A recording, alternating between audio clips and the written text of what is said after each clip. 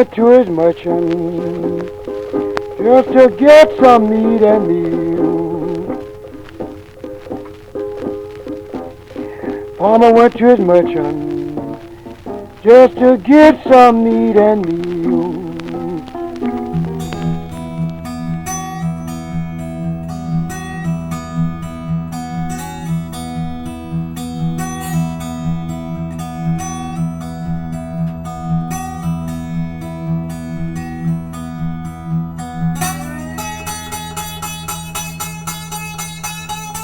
What's happening? What's happening? What's happening, good people, blues people, and everyone else? This is a newly featured section of the website and the magazine. Oh, yes, I did say magazine. We rebranded our brand, and we have moved from the African American Folklorist newspaper to the African American Folklorist news magazine, but we'll get into that more at another time. What's important now is my guest in this new segment, which is African American Folklorist Artist Spotlight. And I'm going to bring on the artist that we are spotlighting because her work through many avenues or streams of expression preserve, convey, and how else can I say this? Express, which I believe is the same as convey, right? Our tradition, heritage, and culture. So please let's welcome Ms. Jackie Merritt. How you doing, Jackie? Good morning. Doing far great. Good, good. Now, you told me don't call you Miss Jackie, but I had to do that in the introduction. No, yeah, Jackie. So there's a lot to unpack. I met you and Risa at in West Virginia at the Blues and Old Town Week. Yeah, Augusta. In Augusta. Yes, with some good pals of ours, right? Right. I saw you play the harmonica. I watched you play the banjo. I heard you sing. Like I told you then, you reminded me of Jessime Handful. Yeah. Yeah, I mean that's so you're a musician, you're an artist, you're a songwriter. But there's another part of your artistry that also tells the story of our people, and that's your painting. Right. So before we get back to the music and the songwriting, please, if you will, share with us your journey in painting, because you have some real deep-rooted paintings. Huh. That's interesting because I've taught painting on a college level for about a little over 20 years, maybe going on 25. I retired 2019 for the second time. but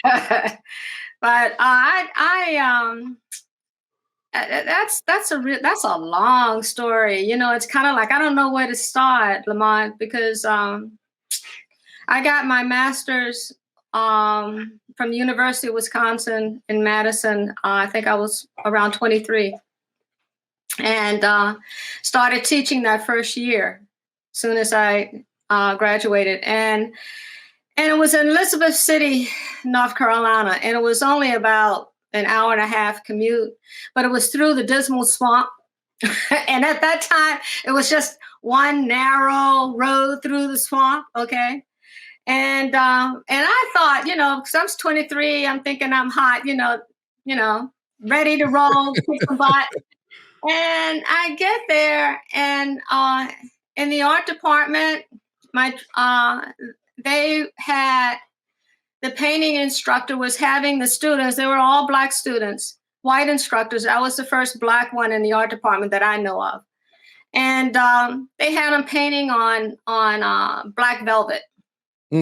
So I completely lost it. And this is not going to happen.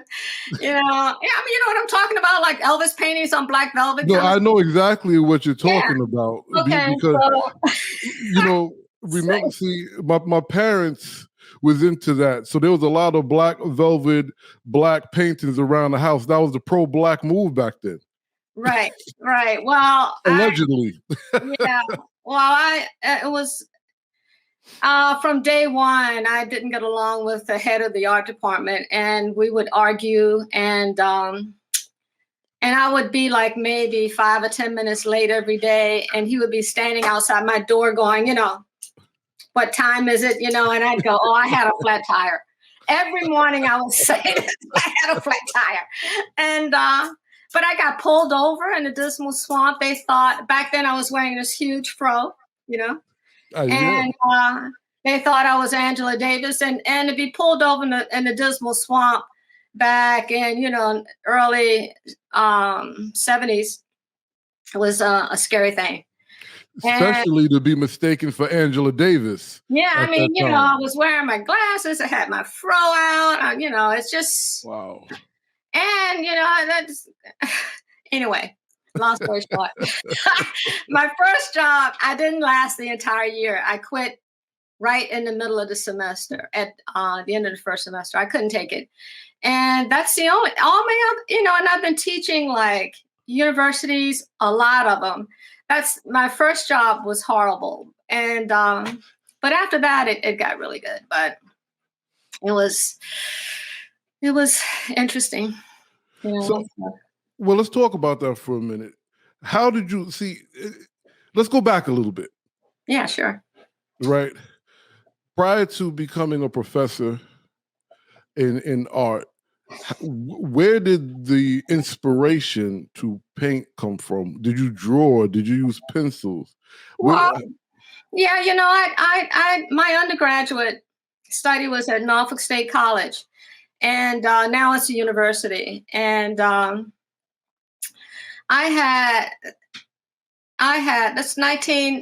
went there in 1968, and this is how dated everything was back then. And it's like, I would be in a painting studio and wearing, pants, t-shirt, whatever. And then to walk across campus, like walking across the street to go and take an English class, I had to put on a dress. Wow. Yeah. So that did not go over very well. And they were going to kick me out because I refused to not change. And the head of the art department was A.B. Jackson, who's famous. He's passed now, but he was famous Black artist. And he graduated from Yale, and he was my mentor. And we were like glue, and he was putting me in different drawing classes outside of the campus, because on campus you could only draw the model with clothes. But there were private sessions and different schools that was just the opposite. And he was trying to prepare me for graduate study. And so anyway, long story short, I used to do these little small Giorgio Morandi paintings over and over again. They were little still lifes, learning how to draw. And I would just do it over and over and over and over and over, these compositions. And I won a fellowship from the Richmond Museum of Fine Arts, a full fellowship for graduate school. So I had two schools that I wanted to go to. One was Yale, because A.B. Jackson graduated from Yale, my mentor. And the other one was the University of Wisconsin. So I'm naive. I'm coming from Norfolk, Virginia, small Black college, right? And I go up to Yale for this interview, and you walk in, so huge warehouse, and there are paintings all around the walls of all the students that were accepted. And so I sit in, you have different instructors in front of tables, and I sit at this table and I get a real asshole. Oops, sorry. Didn't mean to say that. That's okay. So anyway, we were talking about the art, and then at the end he goes, well, we're not going to accept you into this program, because all you're going to do once we spend our time teaching you, how to be an artist, blah, blah, blah, all you're going to do is get married and have babies. So It's a waste of time. Yeah. And I was ready for everything but that. I can imagine. I left there and in tears. But then my next interview was at the University of Wisconsin, which was the #2 art department in the country at the time. Man, I went in there, I was ready for anything. I mean, I had such an attitude. I can imagine after that. I'll never forget that. You know what I mean? It's crazy. So the art came first, way before the music. And I've always been real focused and learning how to draw. And it's interesting because I was talking to a friend of mine who's an artist, and the other night, and we were talking about our first experiences at graduate school, and I told him that when once I got an advisor, the first thing he said to me was that, well, you could be a really good painter if you could draw. And I'm going, what? Because I'm thinking I can draw, right? and my friend Knox, he said, get out. He said, they told me, because all I did was draw all the time, that I needed to learn how to paint. It was just, he was told just the opposite of what I was told. Yeah, it was really interesting. We were going, it was just funny. Well, let me ask you a question. Yeah. So the pieces that I've been privileged to see, is that the style or the choice of portraits you've always expressed, or did you develop that voice over time? I developed it over time. And actually, before that, before I started working with the figure, I was doing like abstract paintings, non-objective paintings, and then once I got into blues, this is how the figurative stuff came. When I got into the music, then I started realizing, and I'm out there looking around, and it's like when I would see an image and a drawing or a painting of a blues musician or a musician, 99 times it would be of a male musician. Very seldom did you see an image of a woman in a drawing or painting. Right. And so then I decided to do this blues series of women artists, musicians. And that's how it started with that. And interesting enough, what happened was that once I finished that series, I got hooked up with the Chrysler Museum and did a concert with the paintings up in the background, MSG. We performed. And I did all original songs. So nice. It was a nice way to bring all of that together. It was called Me Mamas. So, it was, and then after that, I've just kept developing and drawing the figure, because I think of myself as a storyteller. Okay. And when I'm writing songs, I'm telling stories about what's going on around me. I don't write songs about, not that there's anything wrong with it, like birds chirping in the trees or sun setting over this beautiful lake. That's not me. And my songs reflect what's happening in my community, around me, my life, Yes. So the artwork started changing with that, because for a long time, Lamont, I didn't paint at all. I stopped painting completely. Really? I felt like I had nothing to say. Before I stumbled on to the blues artist, that got me back into painting. For about 10 years, I didn't do anything in the studio other than like commissions for like CD designs or something like that. Right. I worked as a graphic designer for the government. They called it a visual information specialist, and but I had nothing. I felt like I had nothing to say as far as my my personal art. And once I started that series, it changed. So I guess that's a great segue to how, who, and what introduced you to the blues. Well, it's hard to make this a short story. You know what I mean? Okay. I got introduced to electric blues, Chicago style blues from a dear friend, called him Tommy Guitar Parker. And he was an amazing blues guitarist. I mean, all the people in this area, he passed less than 2 years ago, but a lot of the musicians in this area would go to his house just to study under Tommy. You know what I Wow. mean? Yeah. So he approached me one day because I was really tight with his wife, and we were just good friends. And he knew I played guitar, a little folk guitar. I was like, hippie. I'm that generation. You know what I'm saying?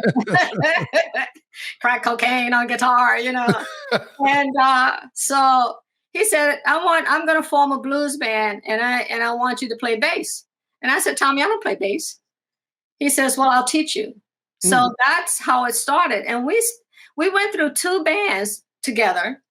And the last band, Blues Exchange, we stayed together almost 25, 26 years. Wow.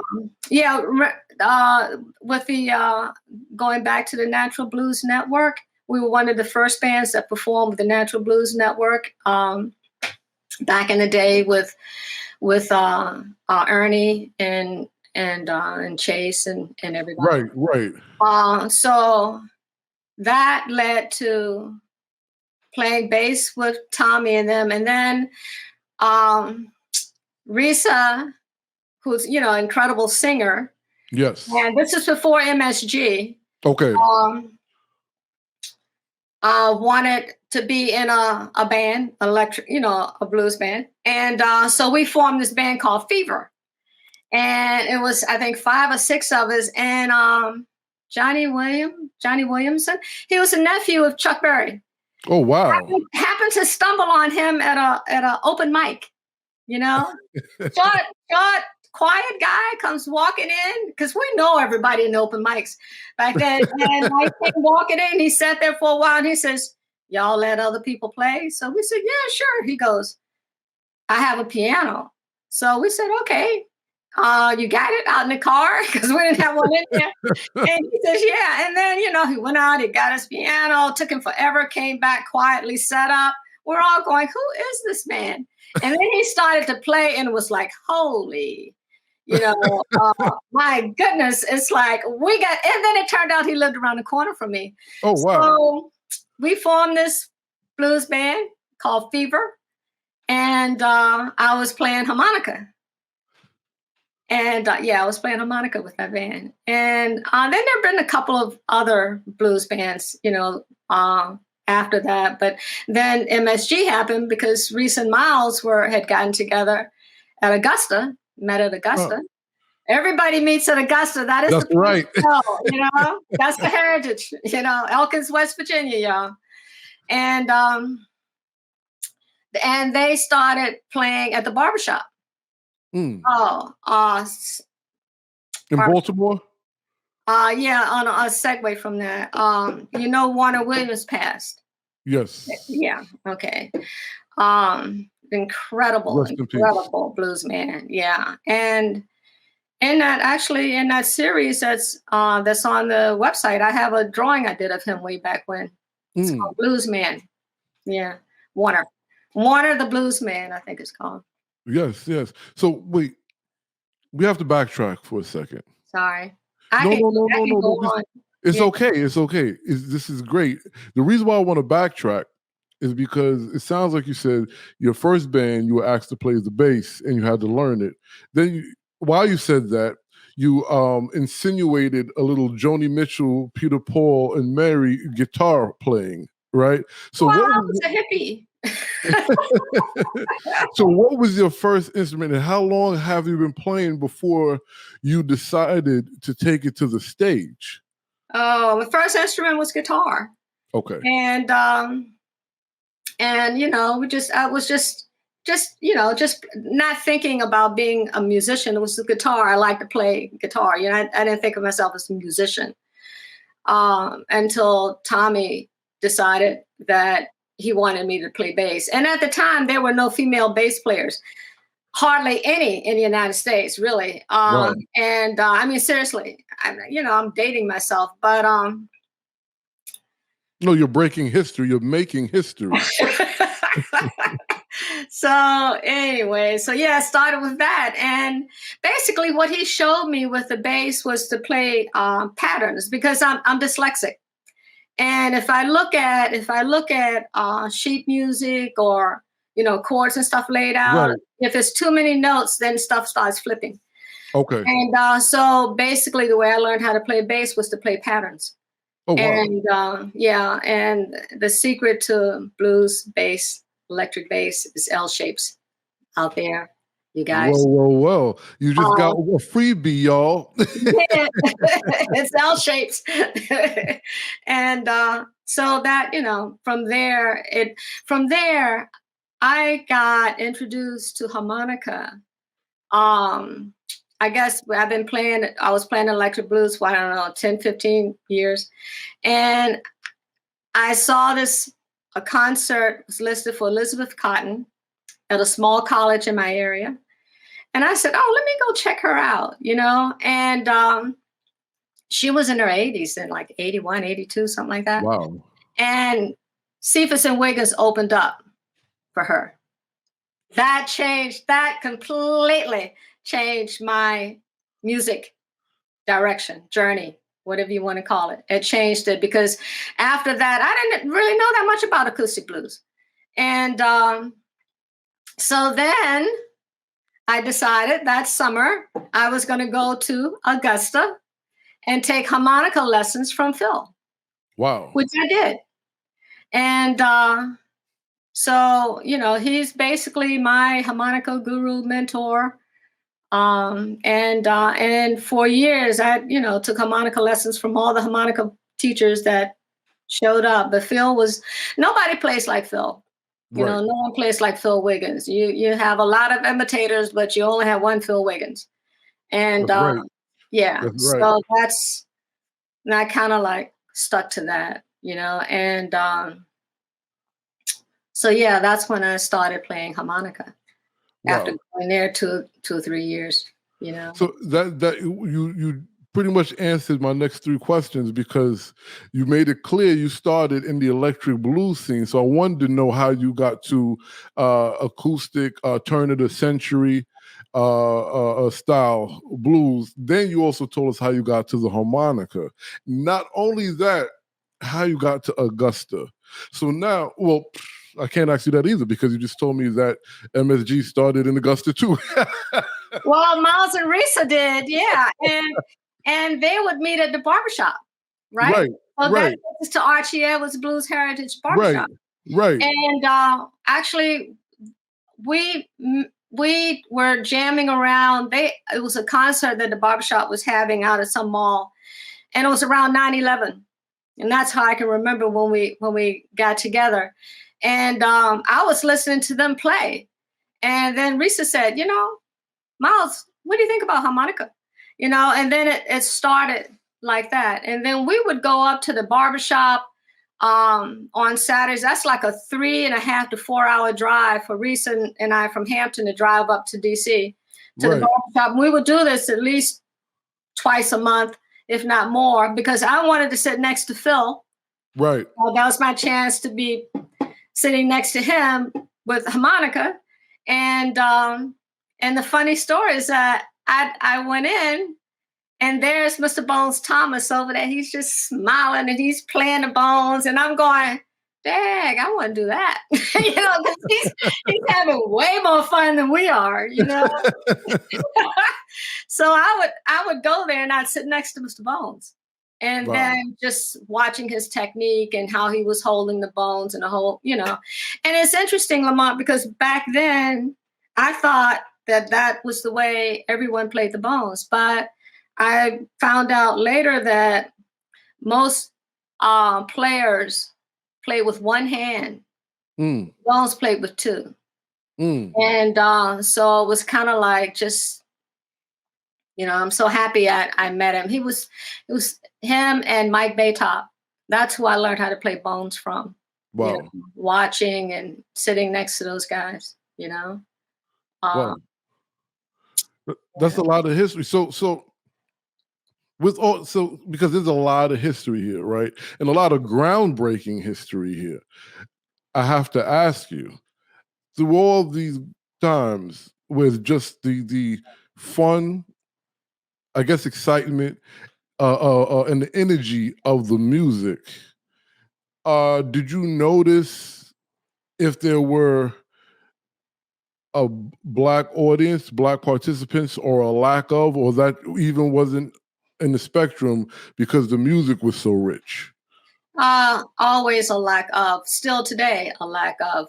I wish there were more Black, people in the audience. And it's kind of like with this generation, I just don't know. But my mom, for years, she did not embrace me playing the blues at all because to her, it made her sad. It brought back too many memories. Okay. And, so it took her a while to embrace. She embraced the music because she was embracing me and she was going to be out there to support me. Right. And that's how, things changed in her head over a period of time. But I wish there were more people of color and Black people listening and, taking part in the music. And with MSG, kind of what we do is that we want the audience to sing with us. It's like there's no way we're going to just sit there and play and you're not going to clap or you're not going to, because the songs that I write, I have lyrics where I'm asking you to sing back. Right. I want you to sing back. You have a part. And whether you like it or not, you have a part. And so that's, I write like that. But yeah, I wish there were, yeah. A funny story. Please, sure. When I wrote Mean Church People, and we were always kind of in the beginning uncomfortable playing that song out because we never knew how the audience was going to react. Right. Let's say first, Mean Church People. What are you going to, how dare you? And then Risa co-wrote that because Risa decided that the song needed a mean church person. So she became the church person in the background, making these little snide remarks, like, somebody walking in, and she'll say, look at that. All that lipstick on, that dress is so short, kind of, she's kind of comment in the background while, we're singing the lyrics to the song. But a funny story to that is that there was a really, really well-known minister in this area. He's passed now. And he requested, his wife called me up and said that he requested that song at his wake. And I went, what? Wow. And so we showed up and it's like about 90 to 100 ministers and, in there and doing a reception, and we're all set up and we're going, should we do this song? Should we really do this song? And then Risa's cousin, who I got the hook from, who's a minister, said the man requested it for a reason. So so we did it. And but I got the hook from him because we were over at their house a Sunday evening for dinner and he was late. And his wife was getting all agitated, and he was late. And then he came rushing in and he goes, so sorry I'm late. But there's some really, really mean church people. And I'm going, ding, ding, ding, ding, ding. Fastest song I've ever written, ever, Wow. Well, let's talk about your songwriting because we spoke about your musicianship and the change from electric to acoustic. We spoke about your artistship and your paintings. When did the songwriting start? Did it start as poetry? And at what point did you realize, hey, wait a minute, I'm actually a songwriter? I wrote my first song in Augusta. Oh, wow. Yeah, just hanging out. And and no, I've never did poetry. It's interesting enough. It's like and I never know when a song is going to come to me, So and And what's interesting now, Lamont, that you may not be aware of, is that in a lot of the paintings, sometimes a painting will inspire a song because they're so connected now that the painting may inspire like a lyrics to songs, and I go, oh, or the song may inspire a painting. And those who are like, if they want to go out to my website, actually on Facebook too, the last painting I just put up is called Done with the Devil. And it's this woman who's totally has this vacant stare on her face. She could care less. This guy's behind her in the shadows, and he's trying to hold some flowers in front of her. And she has her hand on his wrist, like, you know, just holding tight. And while I was doing that, when I started that, it didn't have a guy in it. It was just her. This was this woman I saw in Paris. She was a street musician. This elderly woman, she was just gorgeous. It was just something about her, and I photographed her. And so I said, you know, I'm gonna do a drawing of her. And I started it, and then he appeared. And he appeared because while I was working, this song that I wrote that I have not recorded yet, I need to, it's been copyrighted, but I haven't, we haven't sat down to like work it out, but it's kind of like, it's called If Only. And it was like the lyrics came, and it's like, if only we could know which way our hearts would flow, if only time could heal the pain that haunts us still. Good times never last, dreams go by so fast, memories fade with the past, if only we could find that love again. And so that's going on in my head, and then he shows up behind her. Wow. And it's kind of interesting because it really, Risa walked into the studio and she said, that looks like, he looks like Herman Munster. I went, Herman Munster, you know, and then I looked at him. Here's the scary part. I really looked at him, and he looked like my dad, my stepdad, who we did not get along. And that's so typical of what he would do after he raised hell, you know? Wow. And yeah, then he would come back apologizing, and, you know, and it was like, okay, I had to change his face because it was like I couldn't work on a drawing anymore. But it was like really creepy that that's who it was, and I didn't see it, you know. And then when I said, that looks like Daddy, she goes, it does look like Maurice, and I'm going, okay, all right. Wow. Get him out. Yeah. So do you have these spiritual awakenings and like, do you feel that you're a vessel in a sense when you're going through your expression, all of the expressions? I think so. Sometimes I do. It's kind of, I do have like, I know people say this, but I do have a psychic edge. And I can tell you some stories on that, but I won't. But when we were at, you know, the thing with Dina. Yes.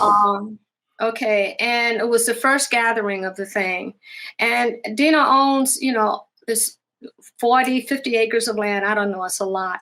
And she took us on this little field trip where we walked from her house through the woods to this area where she said that she felt that there was a burial site, unmarked graves. Wow. Yeah. And they're doing research on that now, I do believe. But so it's about 20 of us. We're all walking in, everybody's, you know, and they started like a very spiritual ceremony to honor the people who were buried there. Mm-hmm. And all of a sudden, man, I'm getting this voice in my head, and it was like, okay, I got on my cell phone and I was like typing as fast as I could what I was hearing, the words that I was hearing. Right. And they were looking at me like, you on your cell phone, really? And you know, and afterwards, I read to them what channeled through me, and it was as if it was like a voice from someone that may have been buried there. I don't know. Right. It was just really strange. It was wow. Yeah, and you know, you can't make this stuff up. No, you cannot. And I have witnesses. That's also true. Well, we're very intuitive people, right? I don't like to overuse spiritual, but intuitive meaning our antennas are up to multiple dimensions, so to speak. Right. Do you address, or better yet, do you feel that your art and your expression was a responsibility given to you by the ancestors? I never really thought about it that way, but I will certainly embrace it, you know. Um, and if I'm a vessel, yay, you know. Bring it on. Yeah. Uh, I Well, think, no, I, I think what you're doing is great. So wait, and it's kind of hard to answer this question right now because everything is kind of been, first everything's been shut down, and now it's a little bit up in the air because we really don't know where we are in this space with the Delta variant and the booster shots and stuff like this. So to the best of your ability, outside of performance, and you can speak about that as well, but I wanted to ask you about exhibits. Have you had any of recent or any coming up? I had a one woman show in Smithfield, not Smithfield, whew, Lynchburg, Virginia, a couple of months ago. And that went really well, and I actually sold an original piece out of that, which was wonderful. And I just submitted into some jewelry shows. I just got one piece accepted into the show in Gloucester. I have to deliver that painting tomorrow. Gloucester, Mississippi? No, it's local, Gloucester, Okay. Virginia. Okay. And I've submitted to two other shows. One to I'm waiting to hear back from Virginia artists, which is open to any artist in the state of Virginia. I should be hearing back from that in a day or two. But you want to put it out there. I only include the music with the paintings when it's an exhibit where I'm showing all of my work and it's my exhibit. Okay. Then what I'll do is I had a friend hook me up with some QR codes, which I don't know no clue how to set something up like that. And so the few paintings where I have that were influenced by a song, then I have the QR code next to the painting, and you can put your phone up to it, and you're looking at the painting, and you can see the song that may have influenced the painting, or the painting influenced the song. Wow. Yeah, so it's kind of cool. And I only do that when I'm having, just an individual exhibit. But it's becoming more and more, and Well, we gotta get you out to Kentucky. yeah, get me out to Kentucky. Yeah, we were supposed to be playing in Louisville, Kentucky. The Really? Juggernaut Festival, they just canceled it for COVID. Right. You was going to be at the Jug Band Fest? Yeah, we were scheduled to play. I didn't know that. I was heading down there. Yeah, they contacted us last week. We were supposed to play last Friday and Saturday. Oh my goodness. Yeah. Wow. Well, all right. Well, I'm sure they're going to have you back. And then there's a museum, African American Museum, Roots 101 in Louisville, that if you're not in touch with, you got to, I'll assist getting you in contact with them as well. Oh, that'd be great. Yeah. Yes. So, yes, I do want to ask this one last question, because unfortunately, we know the worth of our expression because it's the root of all. Now, the good thing about it being considered, in some cases, novelty or the preservation of a tradition, that part is good because that allows us to do what we do, right? However, the novelty part, where it's not necessarily considered commercially viable popular culture and these things that equate to our worth in these performances. Have you? What do you think about that? Right, because first there's different levels. There's the electric blues that always gets the main stage mostly.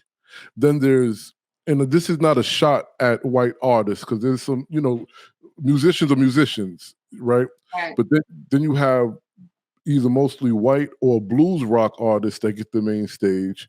But everybody gets the main stage usually, except for us in the acoustic side of things. I mean, of course, unless you're John Tavius, who deserves the main stage, but you get my point. Right. Yeah, and it's interesting. There's a really huge festival that, and I'm not going to call the name, that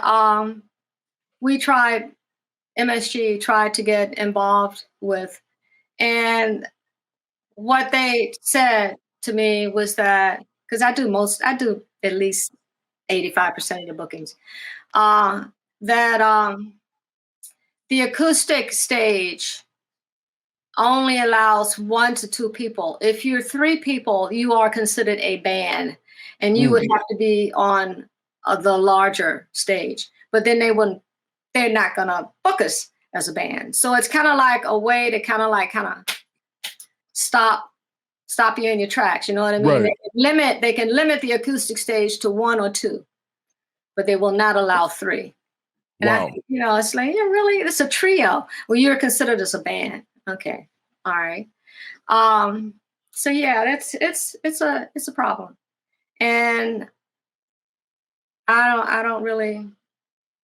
don't know how that's gonna, unless somebody like us are running the stages and changing it. Because, like I used to do an acoustic festival here with the Natural Blues Network, and then me and another woman, Cher Wolf, we kind of like stepped a tad bit away because to Thomas Nelson Community College in this area, because we could have the acoustic festival there, and there were no real limitations that was stopping us. Right. And we would get some funding from the Natural Blues Network to hire the artists, but we didn't have to worry about insurance and all of this other kind of stuff because we were on the campus. But when John Cephas passed, it was called the what was that? Suddenly I can't even think of the name of it, but I changed it to I added his name to the name of the festival. It's like the name just went right out of my head. But anyway, we did that for about 13 years or so. Oh, wow. And, I just let it go about 3 years ago. It's just too much. So we would have, I think people of the same mindset would have to be in a position to say, no, we need more acoustic blues at these festivals. We did Bristol Rhythm and Roots reunion. That's a huge festival. We did that for about about 3 or 4 years. Maybe a little bit more. And that, they really did push blues artists. And then because we got in the door, then it was like, I said, okay. And I got to be friends with one of the producers. I said, have you heard of Eleanor Ellis? Have you heard of, Cephas and Wiggins at Mike Bates? I was bringing everybody from the barbershop to the festival, and it's kind of like, that's what you have to do. And I got introduced to the Chocolate Drops at the festival before they became so huge. Right. They actually took off at Bristol. Oh, and, wow. And it's interesting because if you go into their museum, this is really funny. Huge photo. I mean, wall-size photo of Rhiannon, Risa and myself, and the title is called "The New Faces of Country." Wow. I love it. I love it. I love that. It's like, okay, all right, I'll take whatever you. Right. It's like a humongous irony because those are actually the original faces of country, but it's new now. I get it. Right. So it's okay. Thank you. Yeah, exactly. It's fine. Well, listen, okay, I almost said it, Jackie. Thank you. Thank you. Thank you so much for spending time with us. As you know, you are African American folklorist artist spotlight. And just thank you for everything that you do. I just feel like I rattled on. I'm sorry. That's what the space is for. All right. Okay. To be able to rattle on about your story. Thank you so much for having me. I really appreciate it. And if anybody's interested, please go out to my website, Jackie A. Merritt. Yeah, there it is right there. I'm kind of excited about it because it's the first time I've actually done a real website that just kind of featured basically what I was doing. And Reese is also part of it too, because we have videos where the two of us are starting to play out also, with MSG and without MSG, I guess, however you want to call it. And so it's a little bit of everything in there. So if you get a chance, go check it out. Thank you. No, thank you. Thank you, Lamont. You're so welcome. Man, I love this. I love what you do. I really do. I appreciate it. Make sure you tell Reese I say hello. I will.